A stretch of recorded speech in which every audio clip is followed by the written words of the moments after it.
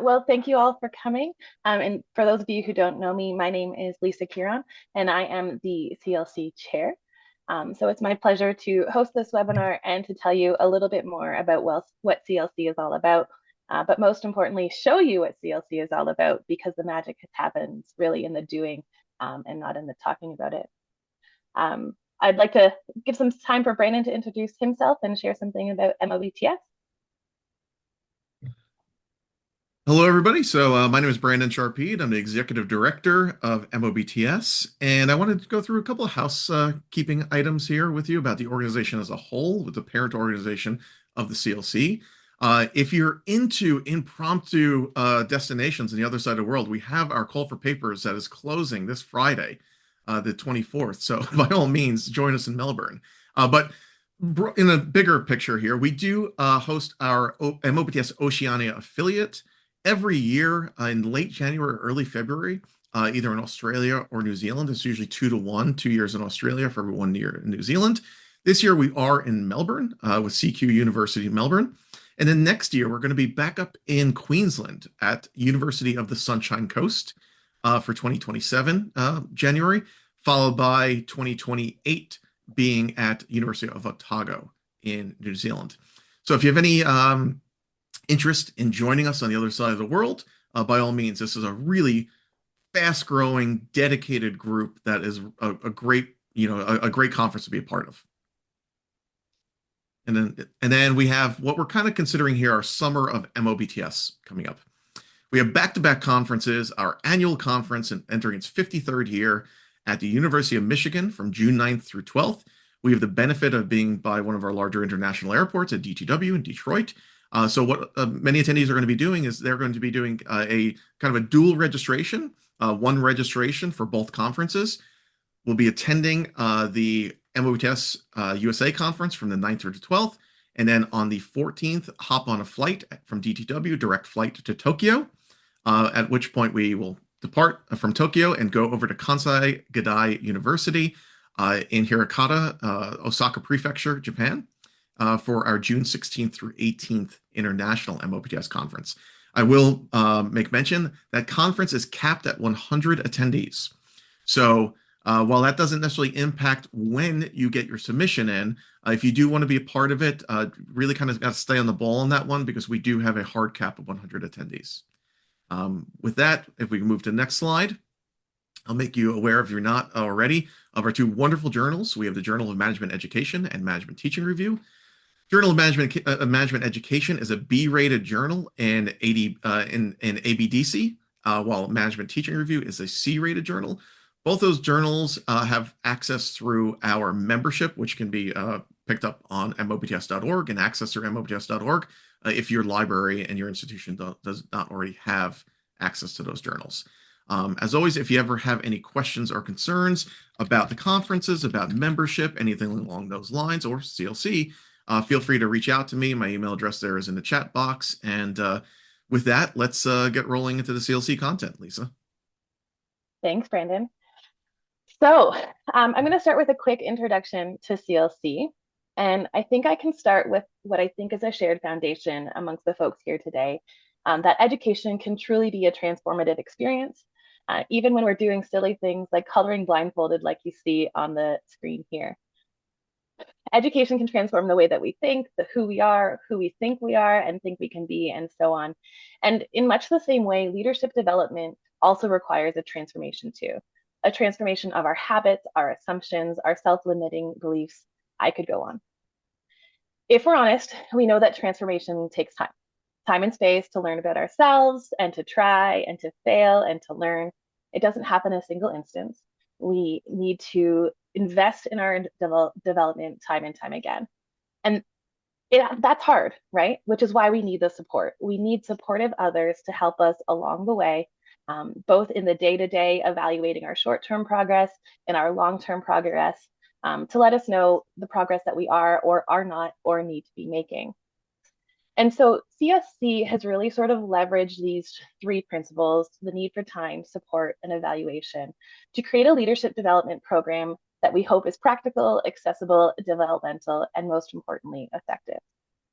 And so alongside the time, support, and evaluation, what we really need are a coach and a few students who can spend about 2 to 3 hours a week over about 10 weeks at the start of the year. You can see in this image here, we're thinking about doing practice between January, February, and March. That's sort of the months of the year that the teams practice, they engage in activities, they have feedback with one another and their coach, and they're building up to something. So that's that time commitment. The idea is that the coach, and maybe you're the coach, maybe one of your students is a coach, the coach is the person who's there to support the students through their leadership development. Uh, Recruit some students, whether it's students from your class, students who are part of a leadership development initiative at your school, people who want to invest in their leadership development. You and that team work through a relatively short curriculum, learning it, but also applying it through experiential exercises and activities. Again, that's this idea of this practice through January, February, and March, 2 to 3 hours a week for about 10 weeks, developing that time. The coach is really on the ground there, supporting the team, going through the exercises, the debrief, the reflection, really helping the team engage in those metacognitive activities that are going to fuel their learning and development. And that's where CLC comes in. We have the foundation. We provide that curriculum that's rooted in seminal literature, and I'll share more about that. We support you with a library activities that you can leverage in your practice sessions. We've got roundtables, and of course, we have the competition.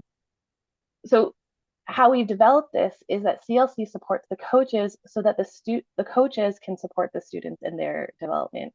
Because I got to tell you, the students really need your support. They really need your support in learning how to take feedback, how to engage in what we call the practice of learning from practice.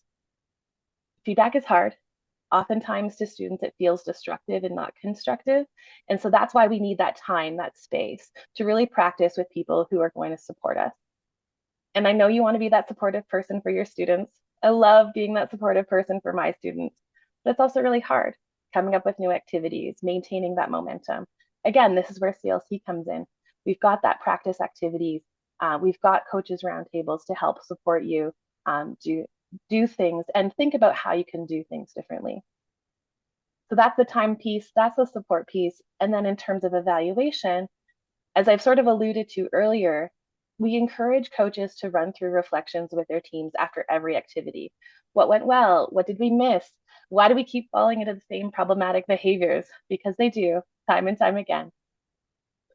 These are some of the evaluations that happen during practice with the coaches.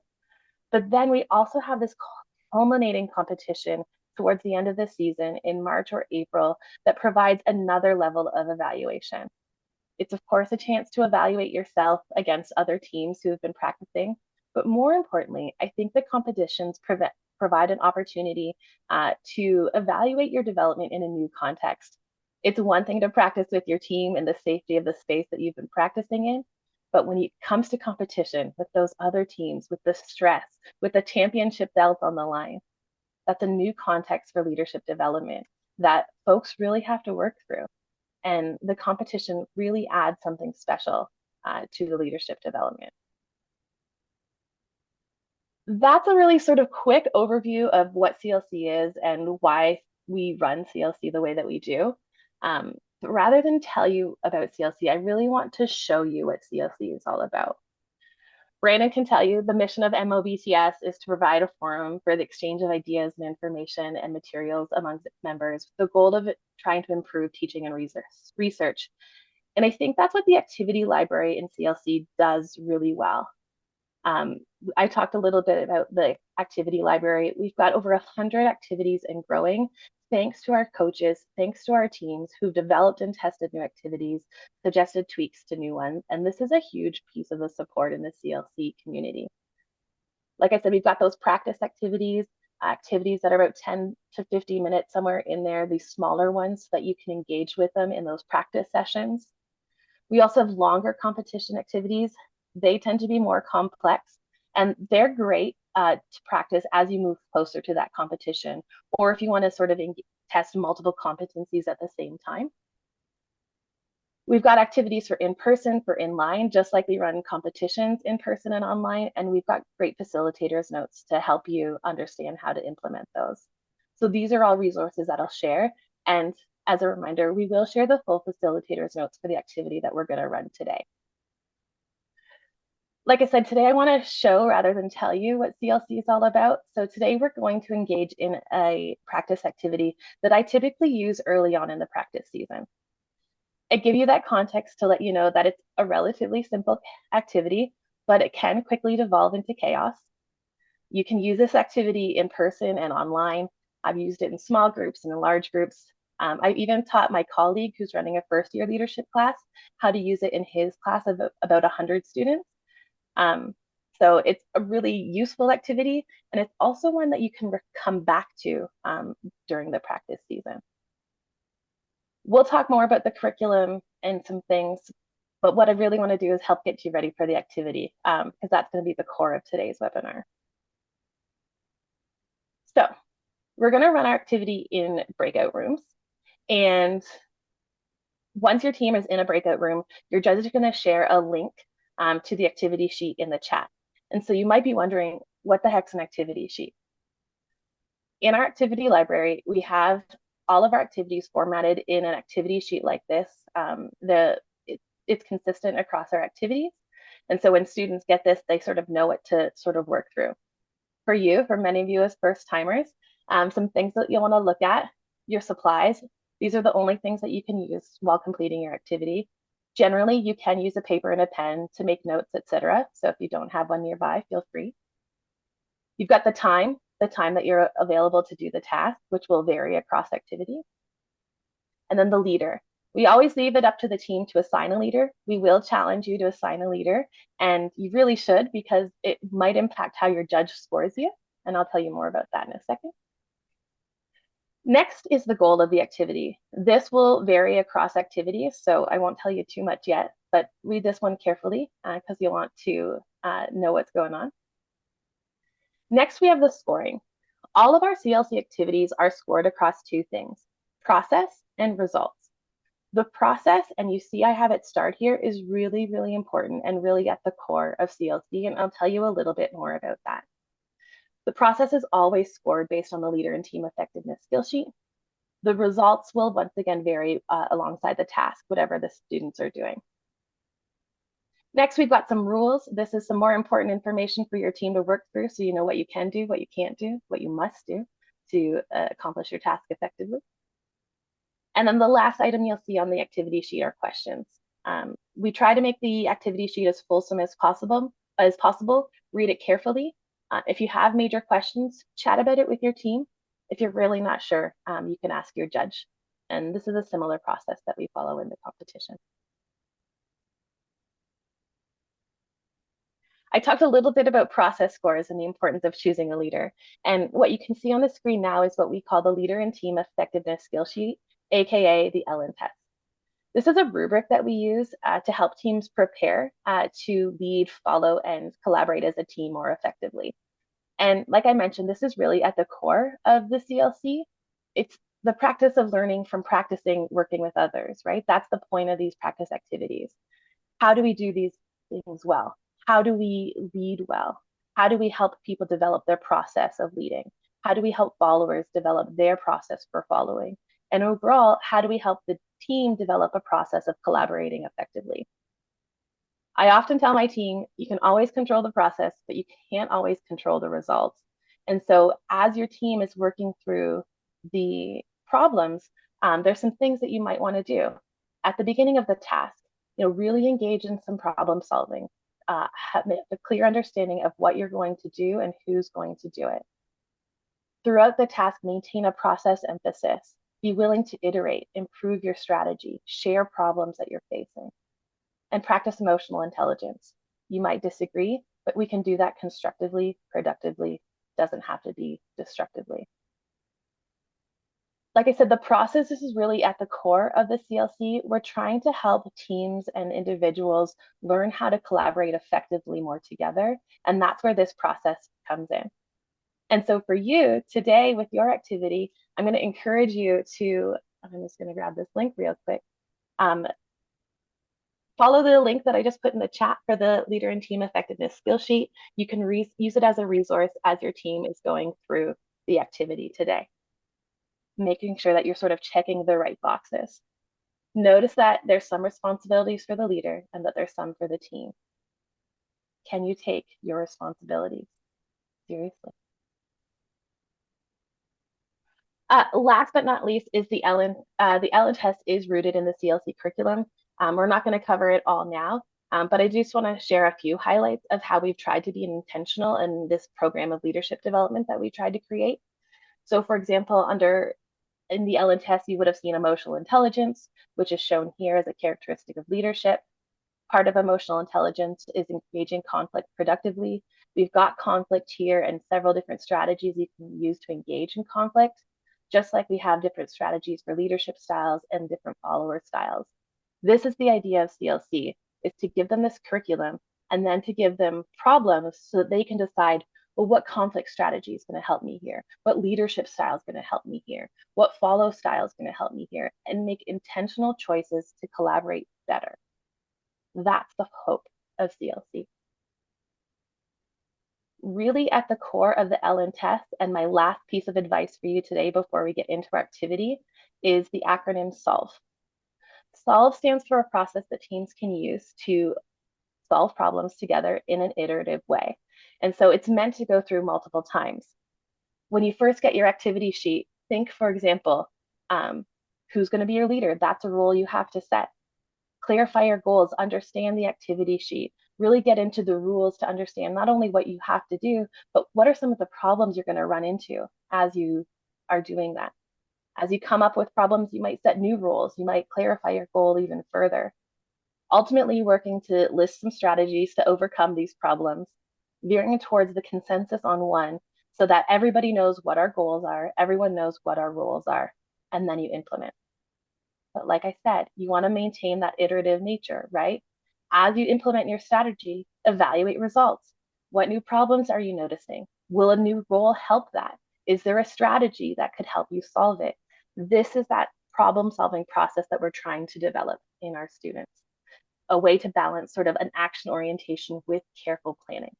And it takes a lot of practice to really sort of master that. So we should practice, right? With that, this is our last slide before we actually get into the activity. So we've got up to 4 teams. Brandon, do you think we want to do 3 or 4 teams? We have a few people need to leave early, like Caitlin, Alex. I know Karen just headed out there. Yeah, I would say no more than 3, because with Okay, judges, that brings us down to yeah, roughly 12 players or so that will be here permanently. perfect. So let's do 3. So Cole, you are playing. I love that.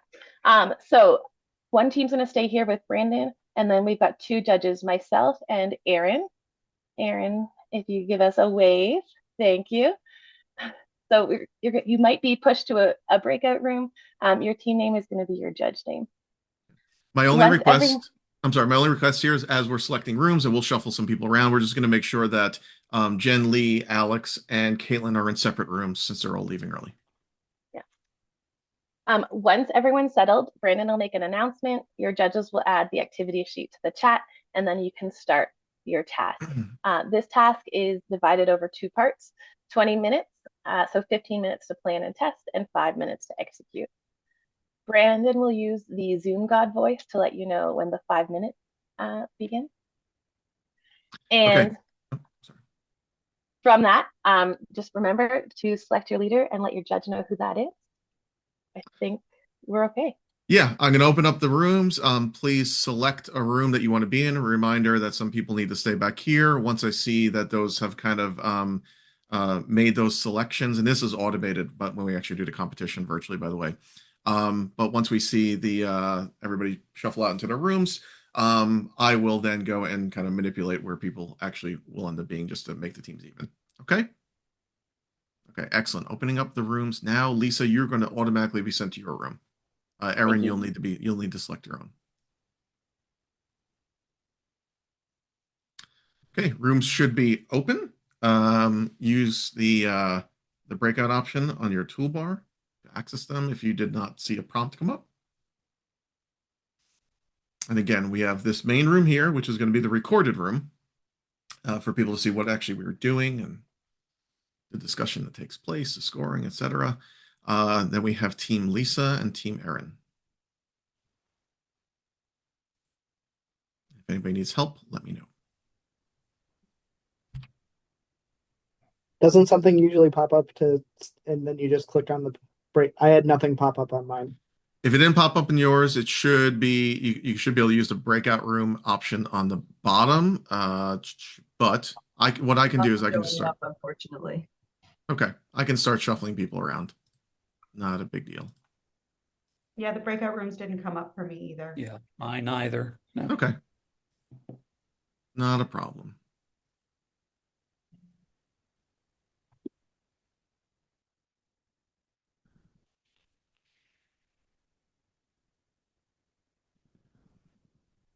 Let's see, Jen, you'll stay here with me.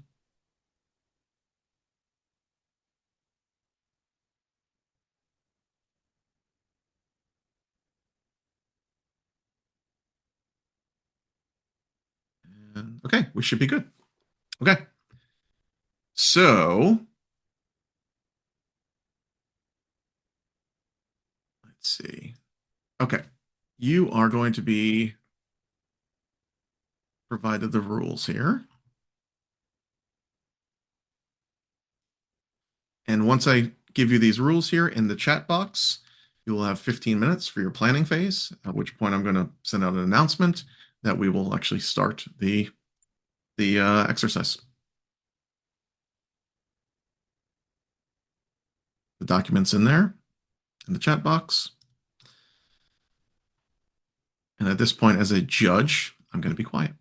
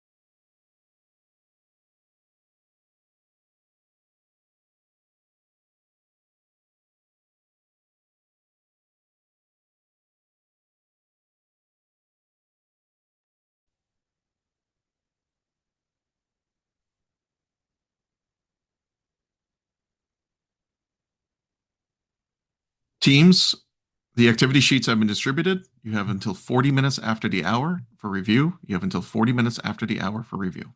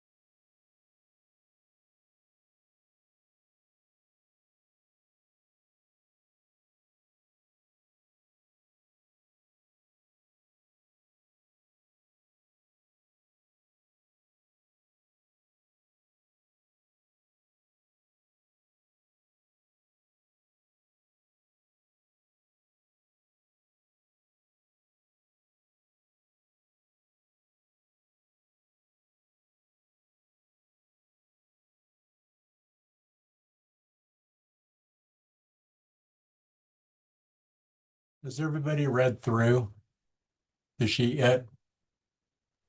I have. Yes. So we're currently in the planning stage, if I understand, 15 minutes.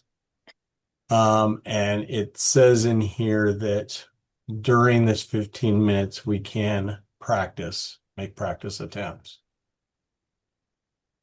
Bob, would you like to be our leader since you've kind of kicked us off?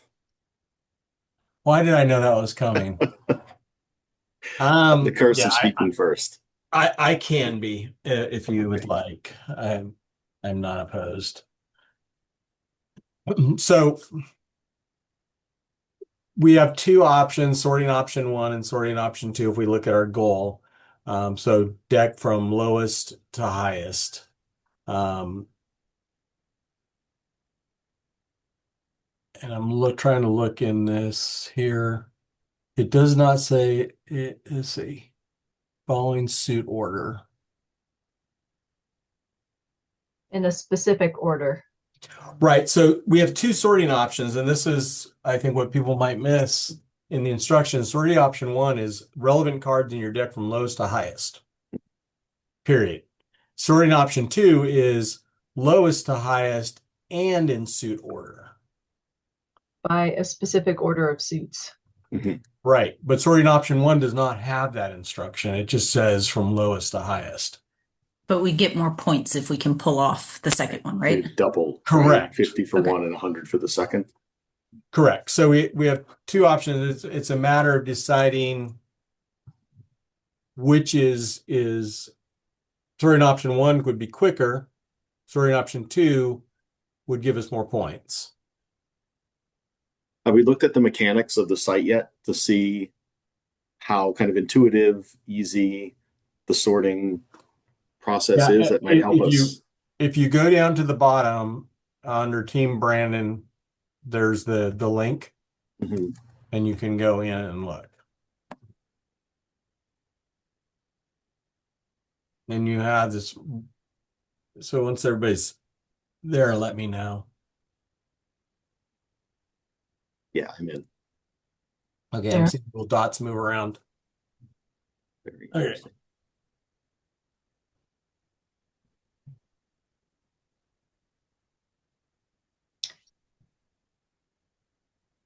Another important rule is you have to place the final stack in the final stack location.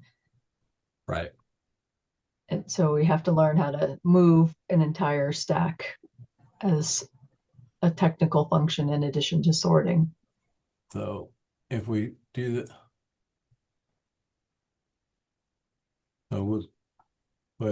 so here we have.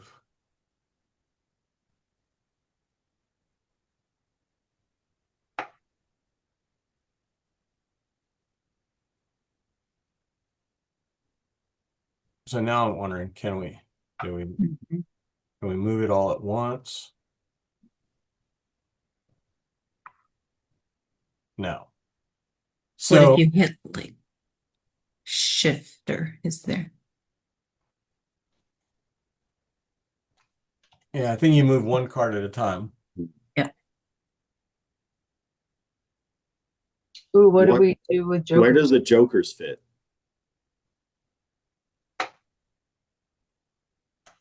Ace to king doesn't say anything in the instructions about the joker cards.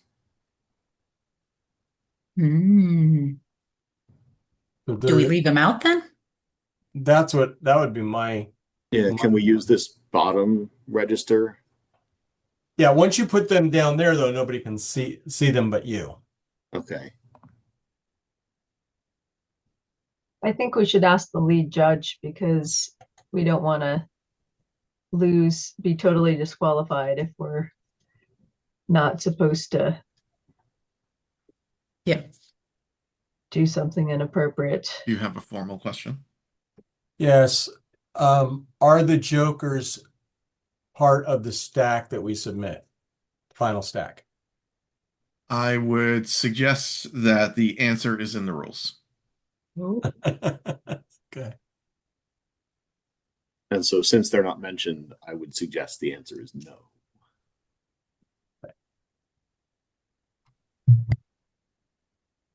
So if we looking at this, and I'm wondering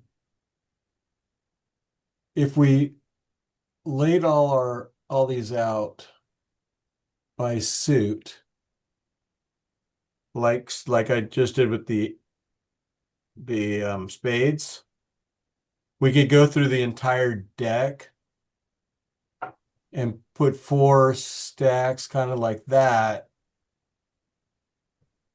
and then we could just Mhm. pick the ones we need in the order we need. Yeah, if we're not constrained by this grid, which it doesn't look like we are because that queen is. Yeah. Okay, so what let's do this. Let's make sure everybody has their role. So if somebody wants to be take the cards and put them in suit order, or maybe 2 people could do that. And once we have all 13 cards, Mhm. let's see, with the stack, we have to start with diamonds, hearts, spades, clubs. Start doing that, and then one person just verifying that we're putting in the right order, kind of as a check. And then I don't know what other role here we should have. I have a quick question. Yeah. At the top of my screen, the tab is named Team Lisa. Yeah, mine is too. Mine Okay, is I too. just wanted to confirm I'm in the correct space. I wouldn't worry about that. I think she probably just copied and pasted the settings. Oh, Okay. I didn't see that on mine at all. Great attention to detail, Stephanie. Yeah. So I think the other sorting suggestion would to be do it by card type, put all the 9s together, put all the 3s together, instead of doing it by suit. I don't know that one's better than the other.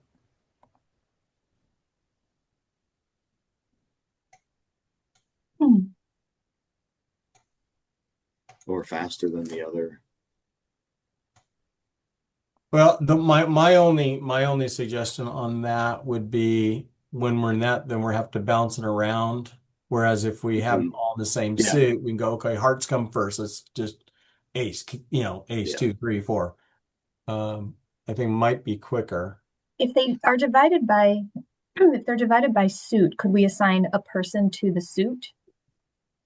And then when your turn comes up, you place your number 6. You place So your somebody drags off the pile and then somebody else drags to their appropriate suit. I see what you're saying. So each person assigned a suit, And so I drag the 2, and then whoever the spade person is. So one person's up here, clicking and dragging. right. And And then when when they're it's all done- out there, Yeah. we go, okay, And then- hearts go first, and then they start putting them Right. in, and then somebody can just be monitoring it as we go. So we've Mhm. got what, 4? So we got 5 team members. Yeah, So- I mean we can do it that way. Okay, do we So want to, then- we have until 20 of, right? So that on my clock says 2 minutes. Yeah, we got 2 minutes to practice. So Practice. why don't we do this? Jennifer, while you're here, do you want to take hearts? Sure. Meg, you want to take diamonds? Yes. Stephanie, clubs, Okay. and Thomas, spades. Sure. And then what I'll do is I will turn the cards and move them over there, and you can start maybe arranging them in an order. Yeah. We spots where we'll put them, like Diamonds, should we go down the screen in order? Yeah, it's the order is, let's see, Diamonds, Diamonds. hearts. diamonds, hearts, spades, clubs. So let's go diamonds at the top, Mhm. and then hearts second. Mhm. So we'll just move these up here. Is that right? It's diamonds, hearts. So let's do Spades. hearts. And spades and clubs. Okay. Yeah. All right.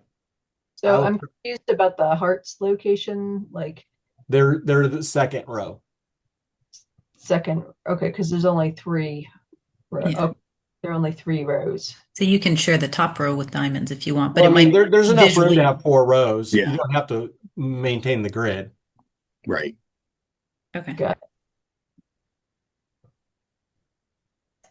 Okay, let me do the turning, Mhm.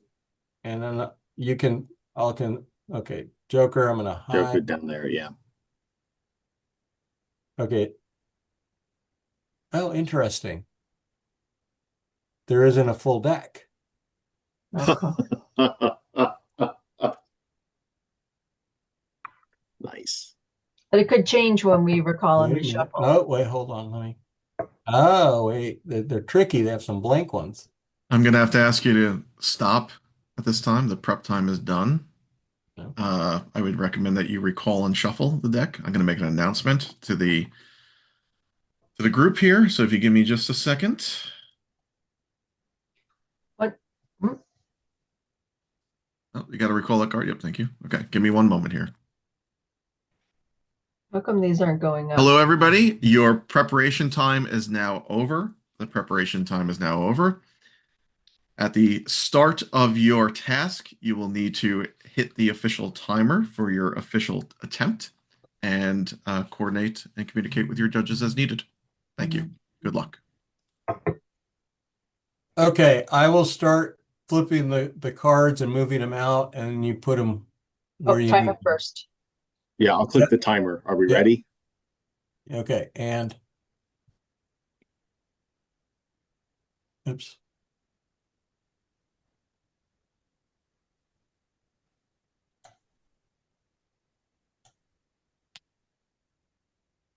Yep.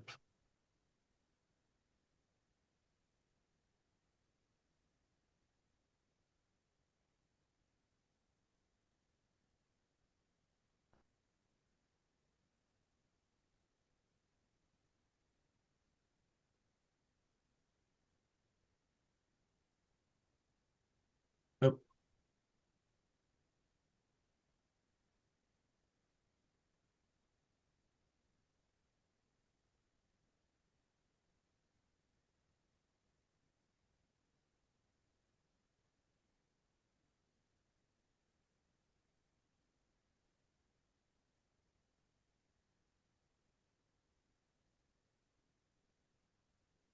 How's everyone doing? Good, how are you?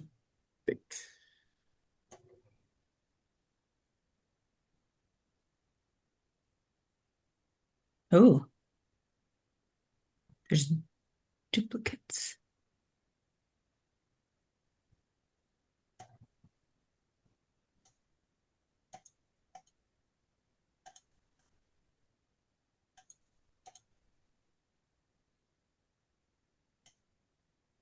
What do we think? Duplicates included or excluded?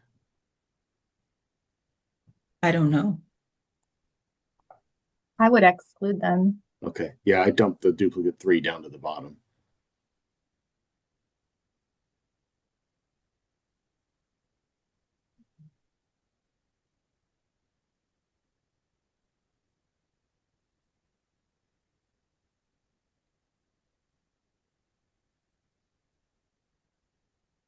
Clubs is complete. Well, there's another one. Spades is complete.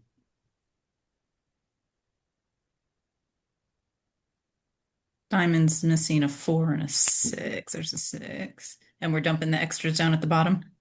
That's what I did with my extra 3. Okay, that's Okay. everything. So who's missing one? Maybe Me, that's there's what no Joker 4 of does. diamonds as far as I can see. Has anybody got the 4 of diamonds and I missed it? Mhm. Sorry. Use the Joker as the 4 of diamonds. Yeah. Okay. All right, anybody else missing one? Hearts No, I complete. think we're all complete. Yeah. Let's start stacking them.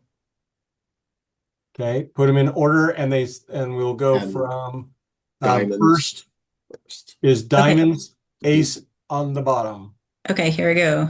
2. Joker's 4.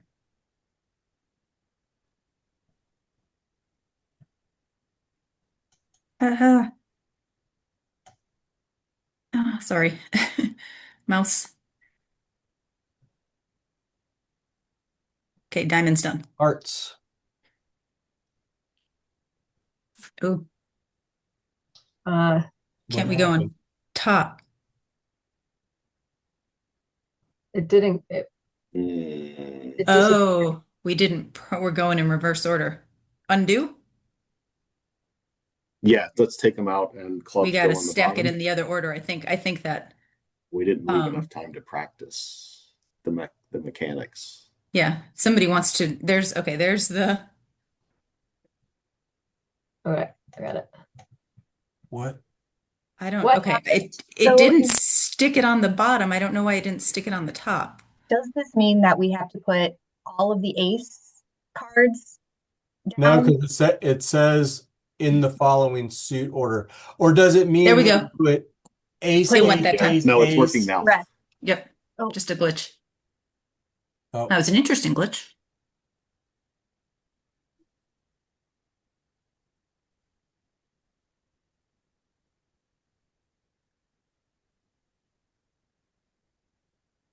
Go us.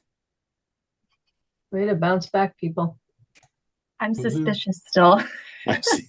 Yeah, that was a Okay. weird. It was, okay. move. Way to go. Doing 10 great. seconds. Hand fatigue.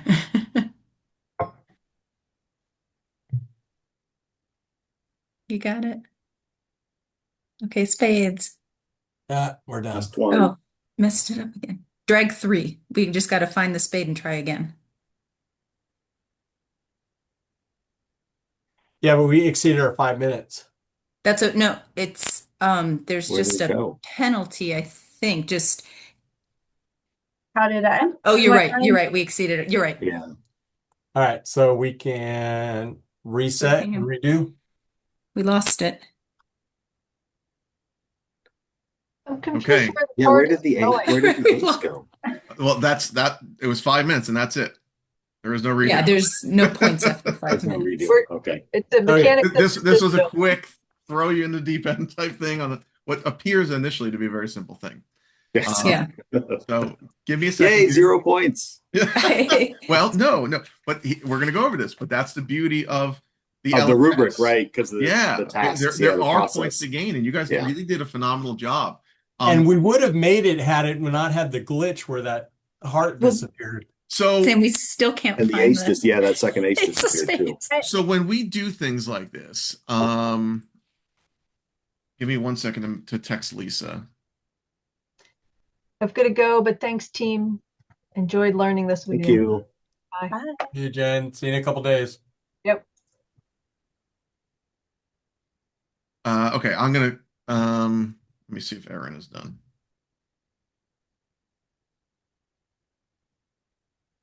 So, Stephanie, what question were you going to ask then? You're about to ask a question, and then you kind of got cut off. And it was when we were kind of dealing with things, when you were reshuffling things with that, pulling that ace out, the ace of hearts out, and because and so when we're doing something like this, because Lisa and I have, just did this, yesterday together, and so I think you were going to ask a question that was actually the intent of Yeah. how the rules were supposed to suggest it. But the way that you all did the stacking actually made me aware, like, oh, we need to be more explicit, or maybe there's 2 paths forward. So Lisa, when we get around to kind of a team analysis, Okay, process question. So Were I hold my all question. cards actually present? No. No? We had- Okay. All right. yeah. We were trying to figure out if we actually missed them or We had 1 duplicate, and then we used the Joker for one of the missing cards. okay, that's what we did too. But it took us a second to kind of figure out.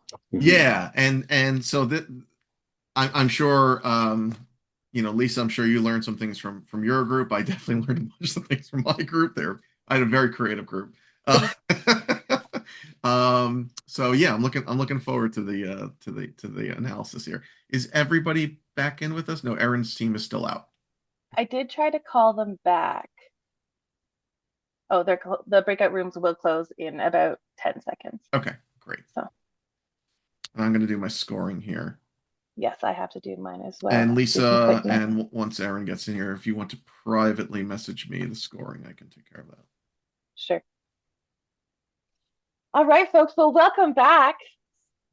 I think that maybe that activity was a good demonstration of how something simple can quickly devolve into chaos, especially if you don't have a intentional process sort of behind it. So we've got some prompts to work through. How did it go? Did anything unexpected happen? Please The only raise your thing hand in the chat. I think the only thing that happened in our group that was unexpected was when we started stacking into the final stack. One of our cards, our ace of, was it hearts? The Just Ace of Clubs did as disappeared. well. Two of our cards, yeah. Yeah, it was supposed to, we were putting it on top and then it just went somewhere else. And we had to unstack and find it. And then when we restacked it, did it fine. And then another one happened later on. So it cost us time because something, I don't know, it didn't stack the way it was supposed to.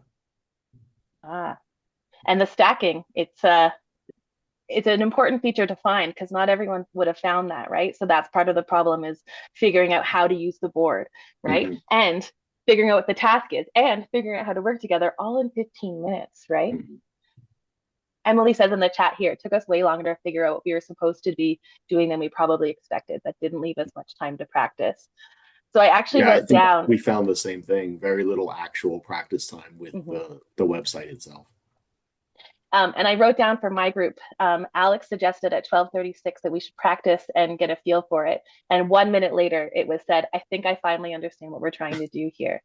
And so it's that balance, right? Of like, let's get into the nitty gritty, but we won't really know what we're doing until we start doing, right? And so there's this balance of like planning, but planning too much and then sort of being paralyzed by inaction, right? But once you start action, you're getting new information, you're outlining more problems, you can set clearer rules, right?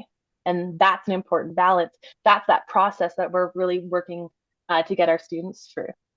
So speaking of roles, I don't know. So I was obviously only able to witness my team in here, but there are numerous time-saving measures on that platform there but that none of which the team I was watching was able to get to, were able to find, and they're not necessarily hidden. It's just adapting to that table and knowing where things are.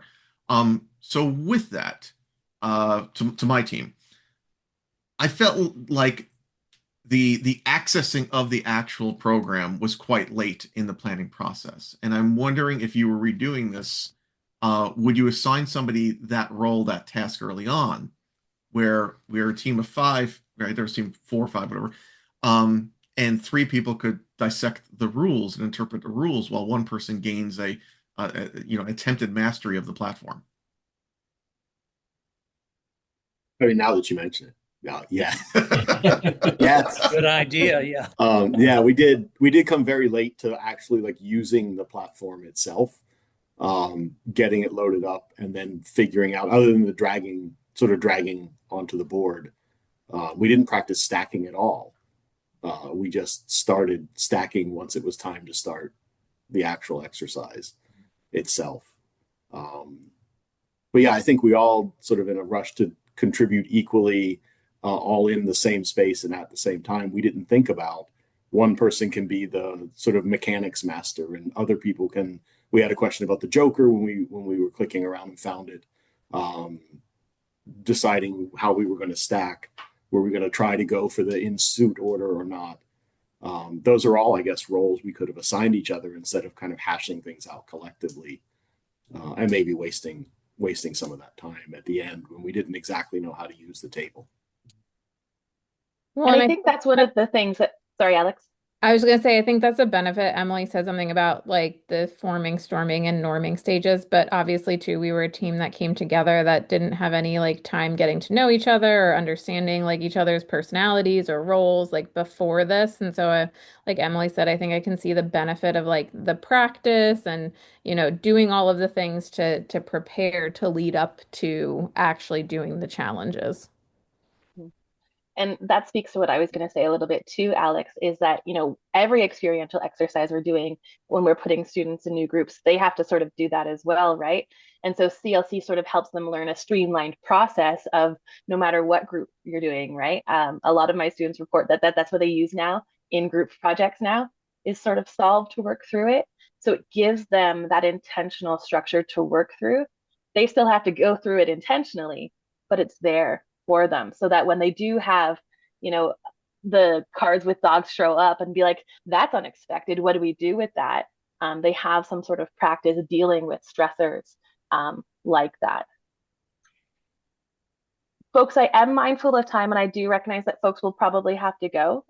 So we will continue to record so folks can get as much from this debrief as possible, but we'll also be sure to wrap up in respect of everybody's time as well. I want you to think about what contributed to your team's success. You know, which leadership styles might have been useful when, which followership styles might have been useful when. I think, you know, early on, having someone who's listening and engaging with people who are fully engaged. But then as time goes on, we kind of have to do whatever people say, right? Listen, defer to that more authoritative leader as a clear path kind of comes forward. So these are just sort of some of those ways that this content shakes out in the end.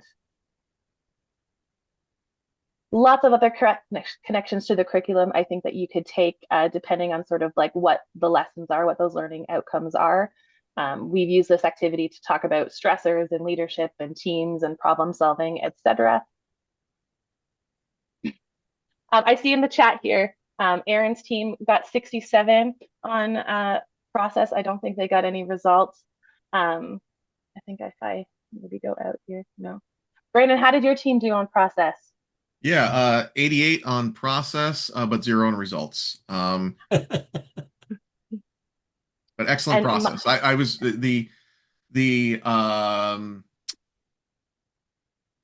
kind of the mechanisms they used, kind of the assembly line that they put together in terms of turning cards over and everybody was assigned a suit and sorting within the suit, etc. That was quite impressive. They got to that pretty quickly. Awesome. And my team also 0 on results, but for your process, I gave you a 55. So some work to do on the process there, teams. But that's the point, right? This is why we focus so much on the process, because that's what we can control. Hopefully with a well-controlled process, the results come. But it's really about encouraging our teams to focus on that process. And that's really what that practice is all about. And we say that, but at the same time, as you can see here on the slide, the practice is really just the beginning, right? This is just a practice activity, 20 minutes in competition. It's a bit more, 40 minutes. The activity sheet is even more convoluted, if you can believe it. So teams are working through dense information under a time constraint, trying to work through a lot of things. Todd, please. Yeah, just for those who are going to be first-time coaches this year, I was a first-time coach last year. And that process piece is the one thing that's the hardest for the students to get because they get so focused on results that they forget the process piece. And once they got to the competition, then they realized how important that was. The light came on, which was great. We didn't do as well in the competition as we wanted to, but the light came on for the students on that. And so it's one of those things that, you know, it'll be probably one of the biggest challenges is to get the students to follow process and not be so focused on winning or, you know, finishing the task. Absolutely. We're always telling our team to slow down, to think about the process, to let the leader lead. So like I said, this is, you know, a relatively quick activity in competition. We're doing things like students are preparing pitches to give to judges in a time constraint. We've got them replicating images under time constraints, using different shapes and ambiguous clues. They're fully engaged in escape rooms, trying to get through some nitty-gritty things there. Working on dominoes. We have a few activities that are about dominoes, working together, solving problems again. It's really about bringing everyone sort of together here, right? And what we're trying to do is give these teams a chance to practice that collaborative process through practice, through the Ellen test, through feedback from their coaches and judges and each other, and really focusing on what they need to do to be successful. However you define success, whether it's winning the championship belt, which I've mentioned here and we can see here on the screen, but also those little successes, like reflecting on what you've learned and how you've grown through the process, and just coming together as a team to really achieve really great things. This is what the CLC is all about, right? It's about that messy process. It's about fine-tuning it. It's about really realizing our potential. And we've got to do that because we can see through the Future of Jobs report in the World Economic Forum that these are the skills that employers want: resilience, adaptability, creative thinking, motivation, leadership. These skills are so transferable, but they're so hard to build. And that, again, is where CLC comes in to be this platform. So I hope that you can see that we put a lot of work into this to create this platform, to have these resources to support you through, whether it's the curriculum, the activity library. We've got weekly practice guides and advice for how you can recruit students and get some funding. We run a virtual scrimmage so you can practice this on, and we've got other supports as well. I want to highlight that we also offer opportunities for our partner institutions to leverage CLC. So for example, some of our coaches have developed activities, some have conducted research on the experience, and we're looking to get into that more. Some of our coaches actually host the event in conjunction with open house so that it becomes a selling feature for their institution as well. So we're happy to work with you in ways that we can really support your goals. And what you need to do if you're interested, really recruit a team. You need at least 4 students. It's better when there's 6. Our activities are kind of designed with 6 students in mind. Then we need a coach. That could be you. That could be an upper year student. We have many teams that have an upper year student be the coach. And then, like I said, practice a couple hours a week for about 10 weeks as you prepare for that competition. In person, we have competitions in March. Online, we've got a competition in April. There's some financial cost to that as well. That's on our website. I'm just trying to be mindful of time here. So I'm going to pause on actually our dates of our different competitions and our locations. We've got some regionals throughout March in Canada and in the US, and we have an online competition at the beginning to mid-April as well, a little bit more of a reach there. I'm going to pause, mindful of time. I'd love, if there's questions, comments, I'd love to answer those for you. Meg, is there a deadline?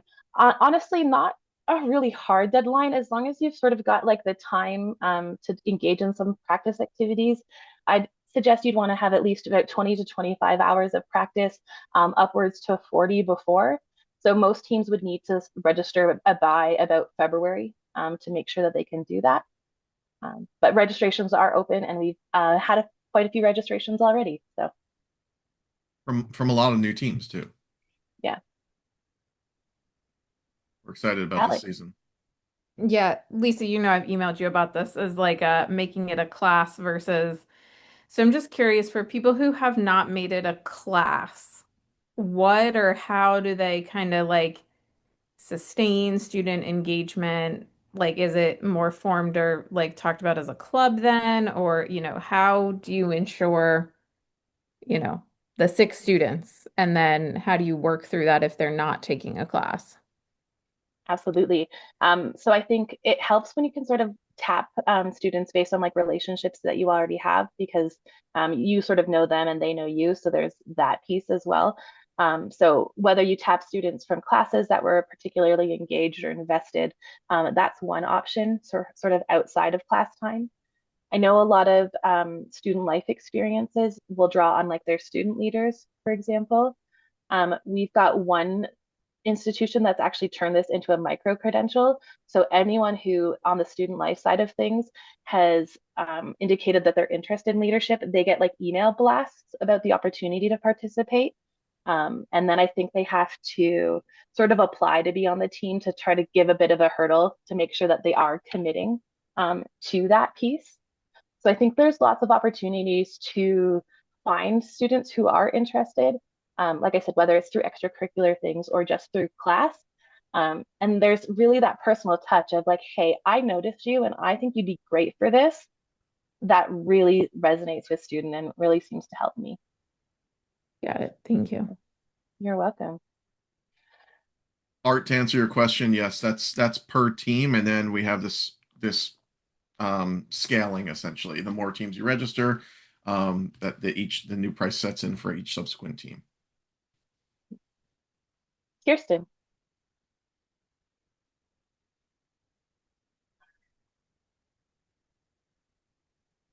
Kirsten, I see your hand if you want to unmute.